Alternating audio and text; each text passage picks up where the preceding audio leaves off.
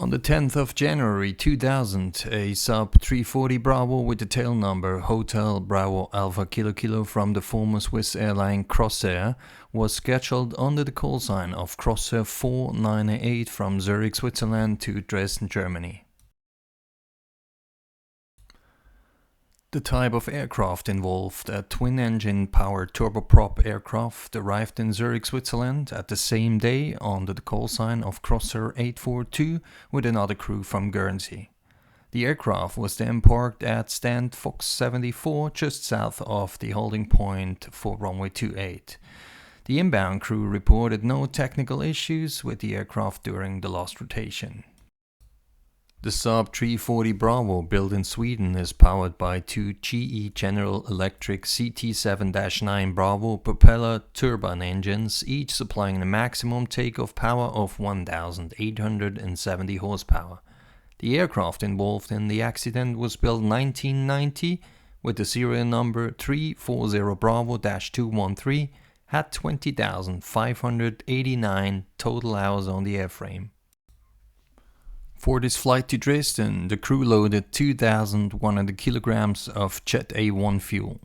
The ramp weight, which is the total weight of the aircraft at the ramp, including the 7 passengers, 3 crew members, cargo and fuel, was logged to be 11,400 kilograms, so well below the maximum allowable ramp weight of 13,290 kilograms. The weight and balance calculations were executed prior to the flight as required, and the investigation confirmed that they were within limits. For the ongoing flight to Dresden, Commander Pavel Gruzin, 41 years of age, from Moldavia, was scheduled together with co-pilot Rastislav Kolesa, 35 years of age, from Slovakia. The commander had his 4th, the co-pilot his 5th working day in a row. This, however, was not unusual and, in accordance with the corresponding law of flight time limitation, absolutely legal. Due to the outcome of this flight, it is of utmost importance to understand how and where the commander has been trained. Therefore, we must look a little bit deeper into the pilot's education of the commander. Commander Pavel Gruzin was selected in 1975 by Aeroflot, a major air carrier in Russia and former Soviet Union, for the Civil Aviation School in Kremenchuk. He graduated in 1977 as a civil aviation pilot. From 1985 until 1990, he attended the Civil Aviation Academy in Leningrad. During this time of basic education in the former Soviet Union, he flew different Soviet aircraft like the Yak-18 and Antonov II. During the first 10 years, he flew the Antonov II, a single piston engine powered biplane for agricultural crop dusting missions, and logged 4,068 hours as a commander on the VFR conditions only. The conversion to the Antonov 24 was a major step in Commander Gruzin's career, as it was a multi-engine powered aircraft flown under Instruments Flight Rules IFR. This type of flying relies solely on instruments. Sometime later he tried to convert to the Tupolev 134, a 2-engine powered high-performance jet aircraft at Aeroflot. However, he failed in the selection process. The first 20 years of his flying career, Commander Pavel Gruzin was educated exclusively in the system of the former Soviet Union.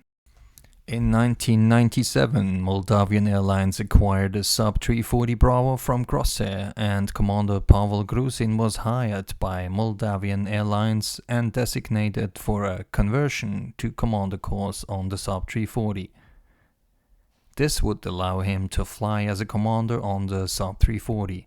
The whole process was taken only 4 months. At the time, he gathered a total of 6,582 hours of flight time throughout his career. It is interesting to mention here that in comparison with Aeroflot, for instance, where a conversion to westerly-style aircraft takes averagely at least 12 months in time, this was likely to be a compressed type rating and conversion course. As an employee of Moldavian Airlines, he was for the first time really confronted with Western aircraft technologies, with Western navigation, attitude systems, and cockpit philosophies. Why these facts play a major role in the outcome of this flight will be answered later. At the time, the airline industry worldwide was in a phase of intensive growth during several years under great financial cost pressure. This led, among other things, to a shortage of pilots. Hence, this had a direct influence on the pilot selection process within the company of Crossair. There was literally no assessment for direct entry commanders, and the demand of commanders in general had a direct impact on how commanders were selected. Commander Grusin never had a contract with Crossair, but was leased out by Moldavian Airlines. This further means that he still received his salary from Moldavian Airlines, while Crossair paid a leasing fee to Moldavian on a monthly basis. On the 26th of October 1999, Crossair carried out a proficiency check with Commander Grusin in the Saab 340 Bravo simulator in Basel, Switzerland, with a later validation into a Swiss license. On the 2nd of November 1999, so literally 2.5 months prior to this flight, the Swiss FOCA issued the Swiss license with the Saab 340 type rating entry, valid as a commander on the Saab 340 type aircraft within the commercial operation of Crossair. His total flying experiences prior to this flight were as follows: 8,452 flying hours in total, of which 6,962 hours were on powered airplanes only, 1,490 hours on helicopters, 4,645 hours as a commander, and 1,870 hours on the Saab 340 Bravo. The first officer on this flight was Kolesar Rastislav. He was from the Republic of Slovakia and 35 years of age at the time of the flight. The first officer, however, had to go through an assessment with Crossair and was working under the terms of a standard employment contract with Crossair. On the 12th of September 1999, he passed his proficiency check in the simulator at the Crossair Training Center in Basel. His total flying experience prior to this flight were as follows: 2,334 flying hours in total, on which 1,482 hours were on powered airplanes, 850 hours on gliders, and 1,162 hours on the Saab 340 Bravo model. So let's quickly recapitulate. Both pilots were only checked out shortly before this flight. The education and experiences of the commander were strongly based on the former Soviet Union style, with only little experience on westerly type aircraft and philosophies. The commander was leased out, while the first officer had a standard contract with Crossair. With all the knowledge gathered up to now, we continue with the actual flight. The prevailing weather for Zurich Airport, according to the ATIS designated Lima, which is the abbreviation for Automatic Terminal Information Service at the time of the flight, was as follows. This means, in other words, the wind was from 290 degrees with 2 knots, visibility 6 kilometers, light drizzle, cloud base at 500 feet above aerodrome elevation, temperature 2 degrees Celsius, 2.1 degrees Celsius. The QNH, which is the air pressure at the airport, was 1032 hectopascal. For the FIR Switzerland, there was no SIGMET, significant meteorological information, nor NAIRMET, airman's meteorological information, active at the time. An important info out of the ATIS I would like to highlight in detail. The cloud base was reported to be at around 500 feet above ground level. As the airport in Zurich is located at an elevation of 1,417 feet, it further means that at about an altitude of 1,900 feet, one would have to expect instrument condition as the aircraft enters the clouds. Pilot reports from preceding aircraft reported cloud tops between 5,000 and 8,000 feet above mean sea level, so literally 3,600 to 6,600 feet above the airdrome reference level. Let's keep these figures in mind as we go through the flight. As already mentioned earlier, the aircraft was parked at parking Fox 74 while connected to the ground power unit GPU.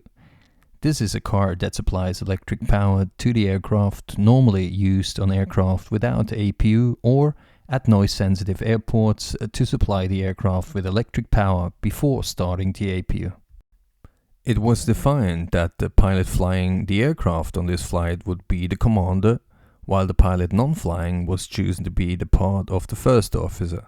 Please note that nowadays it's called still pilot flying, PF, but the pilot non-flying part has changed to pilot monitoring, PM. At time 1639 UTC flight Crossair 498 received the ATC departure clearance from the delivery frequency. Crossair 498, you are cleared to destination Dresden, runway 28 via Zurich East, 1 Yankee departure, climb 5,000 feet and squawk 3004. Unfortunately, I was not able to find the original Zurich East 1 Yankee departure chart that was used on this flight. Even an extensive archive search from Jeppesen, the creator of these charts, was not successful. However, I do have the actual departure chart for runway 28 in Zurich based on almost identical data. Let's take a look at the Zurich East 3 Victor departure for runway 28. So basically, after a straight climb out from runway 28 to 2.3 nautical miles, a left turn to intercept radial 252 outbound from Cloten VR was required. At 6.5 miles, another left turn was required to intercept radial 231 inbound to Zurich East. Crossair 498, contact apron 121.755. Bye-bye. The permit to start engine was given at 16:45 UTC, and after completion of the official engine start checklist, the first officer informed apron at 16:49 UTC that they are ready to taxi. Crossair 498, parking stand 4, Foxtrot 74 is ready for taxi. Crossair 498, you are cleared to taxi behind the Swissair Airbus A320 from the left to holding point runway 28. Just about at the same time as the incoming taxi clearance, the crew was probably executing a briefing about the Zurich East 1 Yankee departure. This briefing-like conversation, though, between the crew was interrupted on the cockpit voice recorder by the incoming taxi clearance from the ATC. Taxi to holding point runway 28 behind the Airbus A320 from the left, Crossair 498. Shortly thereafter, the Saab 340 Bravo was on its way to the holding point runway 28. Apron then requested Crossair 498 to contact Zurich Tower. Crossair 498, line up and wait runway 28. Line up runway 28 and wait, Crossair 498. After the clearance, Crossair 498 slowly lined up and was ready for departure. However, there was a short delay due to traffic situation. At 16:54, Crossair 498 finally received takeoff clearance. Crossair 498, wind 300 degrees 3 knots, you're cleared for takeoff runway 28. Cleared for takeoff runway 28, Crossair 498. 10 seconds later, Crossair 498 started its last ever takeoff roll into the night with the landing lights on and flaps set to 0, which is the preferable setting for normal takeoffs on the Saab 340.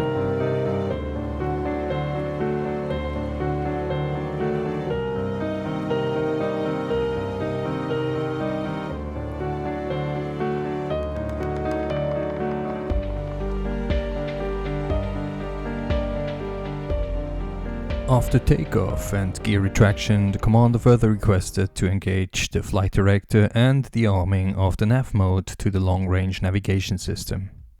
At this point, the FMS of type UNS-1K was selected as the navigation source with the standard instrument departure Zurich 1 Yankee programmed.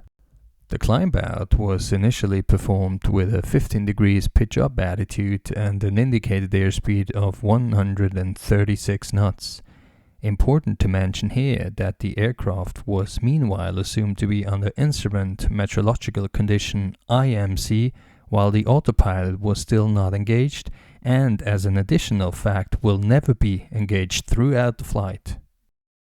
The actual climb-out speed by the performance books was actually set to be 126 knots prior to takeoff, so 10 knots lower than the speed they were actually flying during the climb-out. However, due to the fact that the aircraft was fairly light at night and the outside air temperature below standard, this would have caused a high pitch-up attitude exceeding the pitch limiter of 15 degrees due to the high engine performance. Therefore, the commander did a so-called vertical sync by pushing a little button on the yoke to limit the flight director's pitch-up attitude guidance to 15 degrees and to take whatever speed that resulted from it. This speed was 136 knots, as documented on the data recorder. The initial heading of 276 degrees, which is literally the extension of runway 28, was followed until 16:55 UTC, when Crossair 498 was asked to change to departure frequency. Crossair 498, contact departure on 125955, bye-bye. Contact departure, Crossair 498, bye-bye. Before the co-pilot made his initial call with departure, Crossair 498 slightly deviated laterally from the display track by 5 degrees to the south, corresponding a heading of 271 degrees. The deviation was corrected by a right turn before reaching 2.1 DME to Clotenvier. The investigation has not found any explanation for the southward drift. Interesting to mention, though, is the fact that from all the previous sub 340 Zürich East 1 Yankee departures in January 2000, this flight was following the most southerly track of them all.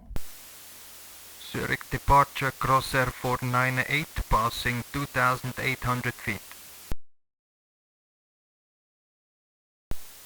Crossair 498, good evening, climb flight level 110. At the same time of the incoming call from departure, the commander requested a procedure where the SUST APR system has to be turned off.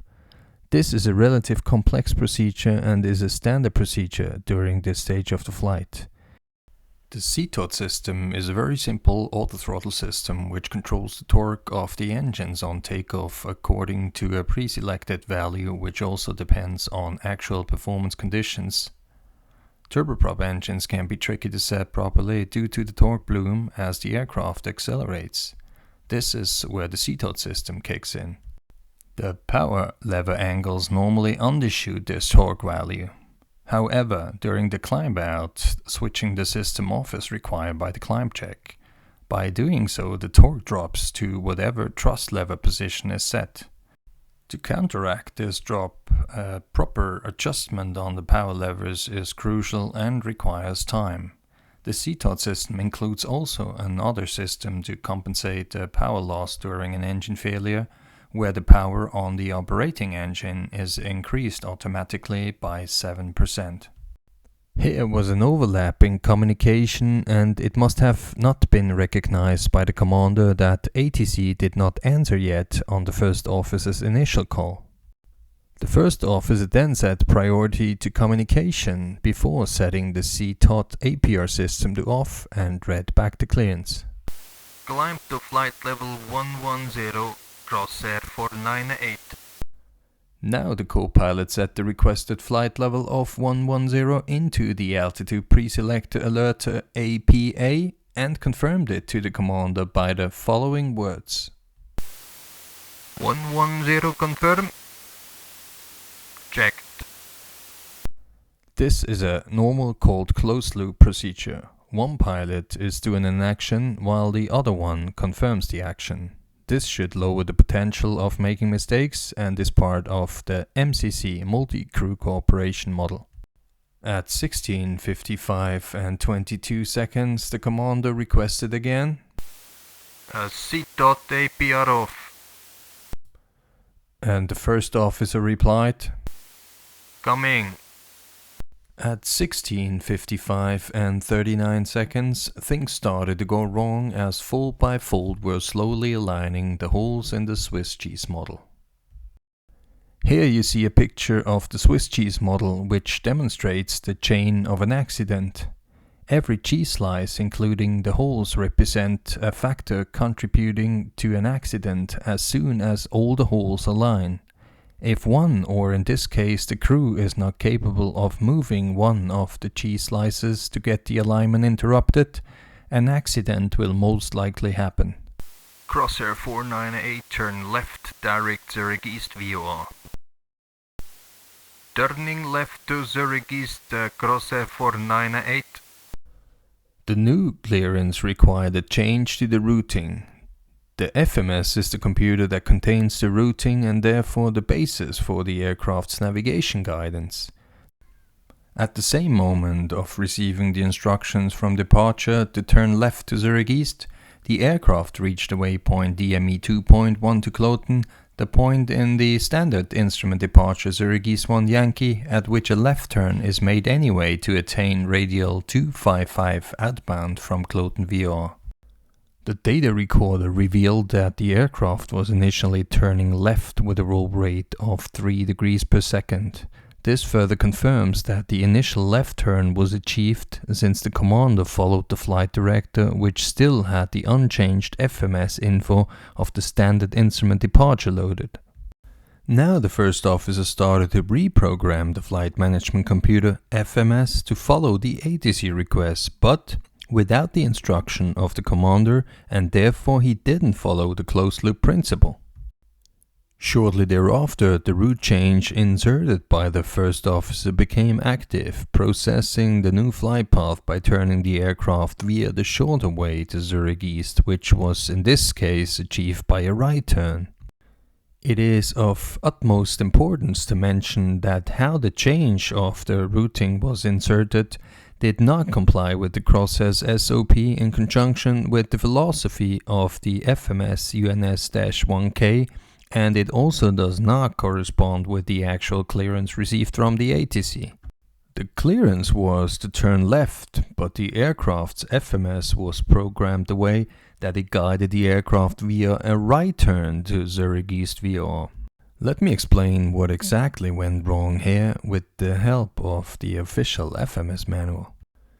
Here we have the official UNS-1K FMS manual on site. We are looking for the direct-to function explanation. These are found within the tables of section 2 under 2-20. So here we are in the corresponding section of the manual. The highlighted part explains pretty much how it's supposed to be done and how it works. A direct command will cancel approach mode and VNAV operation. The turn direction will default to shortest turn. However, the pilot can override this by specifying left or right direction. Pressing auto will cancel left or right and return default to shortest direction. So the first officer failed to verify, together with the commander, the direction of the turn requested by the ATC, and therefore neglected this crucial input into the FMS while the commander was still absorbed of flying the aircraft manually. Furthermore, the deviation from SOPs did not necessarily lead to what happens next, but this way it was taking the chance to detect the navigation error at its root. With the newly gained knowledge, we jump back into the cockpit. The aircraft was at 16:55 UTC in a right turn with a bank angle of 8.4 degrees instead of a left turn with a constant 13 to 14 degrees pitch up attitude and still in a so-called dynamic stable state of flight. The first officer was once more preoccupied in executing the task given by the commander and to comply with the ATC communication. Nothing on the cockpit voice recorder nor the data recorder gave any evidence of hectic in the cockpit. Therefore, it can be assumed that the navigation fault had not been detected and for the crew all looked normal. At 16:56 UTC, the bang angle to the right had increased to 31 degrees, while the pitch-up attitude dropped from 14 to 10.8 degrees.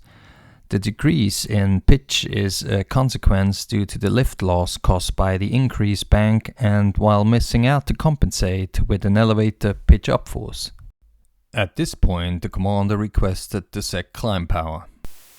Set the climb power. Shortly thereafter, the bang angle was finally stabilized for about 7 seconds at an angle of 39 to 42 degrees. This is about the angle of a steep turn practiced during airwork in a simulator, but should never be used under normal flight conditions. Meanwhile, the pitch settled to around 0 degrees for 4 seconds. As a consequence, the aircraft reached now its highest elevation during this flight of about 4,720 feet, which was, according to the reported cloud tops, still in IMC conditions. Even if VMC, visual meteorological condition, would have prevailed, this would have probably not helped the crew to bring the aircraft back into normal attitude due to the absence of the horizon during the night. The airspeed had meanwhile increased from 139 knots to 158 knots, and still there was no communication in the cockpit about the deviation, which would have indicated that any of the pilots would have recognized the wrong path or attitude. During the interval of 9 seconds starting at 16:56 and 10 seconds until 16:56 and 19 seconds, the bang angle increased from 42 to 80 degrees, the pitch attitude increased to 25 degrees nose down, while the data recorder showed uncoordinated deflection of the left and the right aileron. Now the aircraft lost quickly altitude and flew with about 207 knots in an unusual attitude towards the ground. The indication on the electronic attitude display indicator EADI changed now to indicate the pilot's proper countermeasures to mitigate the unusual attitude. The flight director showed a climb command in the upper limit stop, which is 6 degrees above the aircraft symbol, and a roll command in the left limit stop, which is 15 degrees to the left. It must be said that the westerly style EADI used on the Sub 340 was in this situation difficult to interpret. The combination of high bang angle and pitch values requires an understanding and experience in how to decouple the pitch and the bang indication to get a clear picture of each. Furthermore, the Russian-style horizons, in which the commander was mainly trained in and experienced, have decoupled bang and pitch indications. This means simply that the bang and pitch angle are independently read off the scale. Additionally, the commander had no opportunity to receive proper training on westerly instruments. This could have been a factor to the increasing confusion in this particular situation. Let's quickly demonstrate the left turn in both the westerly and Russian type horizons. It will show straightforward that both philosophies are indicating the turn in a different way, while it further points out the confusion that could arise to define whether the aircraft bangs to the left or right if not used to it. On the westerly typed horizon on your left, we see now the left turn. Have a look at the line that separates the blue from the brown without paying special attention to the aircraft symbol. It shows with some surprising concerns that you now could define the aircraft to be in a right turn instead of a left turn. On your right you see the Russian attitude indicator. The line that separates the blue from the brown is fixed, while the aircraft symbol rolls to indicate the bang angle and therefore the turn. A study conducted by the Swiss Transportation Safety Board reveals an interesting fact which I would like to share with you. This table shows the results of this study, which registered the time required for pilots trained on eastern horizons to detect an attitude with certainty.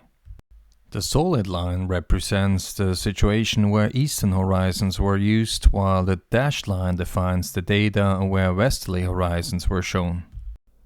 After 1 second, 98% of the eastern train pilots were capable to define the attitude shown to them on an eastern horizon with certainty. Only 32% of the same pilots were able to identify the attitude reliably within the same amount of time when a westerly horizon was shown. The outcome of this study clearly depicts that training is required when changing from one to another philosophy of attitude indicators. This, however, was unfortunately not part of the conversion training received by the 2 pilots involved in this flight. The good thing about such accidents is that the aviation industry normally learns from it, and therefore today's commercial pilots all receive UPRT training on a regular basis. UPRT stands for Upset Recovery Training. It includes different upset situations like such shown in this fatal flight and practices the correct responsive actions to keep the aircraft from overstressing the airframe or even worse, crashing. At 16:56 and 11 seconds, only 32 seconds after the ATC requested Crossair 498 to turn left direct to Zürich East VOR, the first officer said, "Turn left, we should turn left." This call actually matched the first officer's perception of the aircraft turning right instead of left. The multifunctional display MFD, which was within his view, showed a compass rose which was turning counterclockwise, thus indicating a turn to the right. The first officer obviously recognized the wrong turning direction, but could still not interpret the unusual attitude overall. Interesting is the fact that one would think that increasing G loads due to the increasing speed and bang angle would trigger the perception that something goes wrong. However, the data recorder showed that all 3 axes remained below the threshold of perception.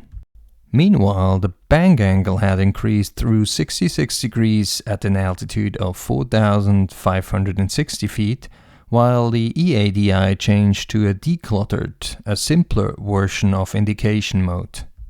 It is further assumed that neither the commander nor the first officer have ever seen this decluttered version ever before. This indication should have triggered the perception of an unusual attitude.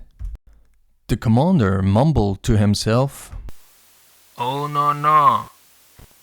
The cockpit voice recorder recorded meanwhile an increased breathing rate of the first officer.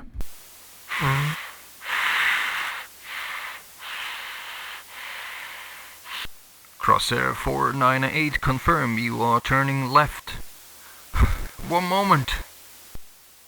Crossair 498, okay, I'll continue right turn to Zürich East. What now follows are the last seconds before the tragic impact. The breathing turned into heavy breathing, including audible stress tremor, where the body starts to shake. At this stage, the aircraft reached a maximum bang angle of 137 degrees due to the massive aileron deflections. The overspeed bell went off, while the wind noise from the outside was clearly noticeable. The Saab 340 now was in a steep spiral dive, out of control with the engines still at high power. The first officer once again, and for the last time, tried to inform the commander to turn left. Left! Left! Left!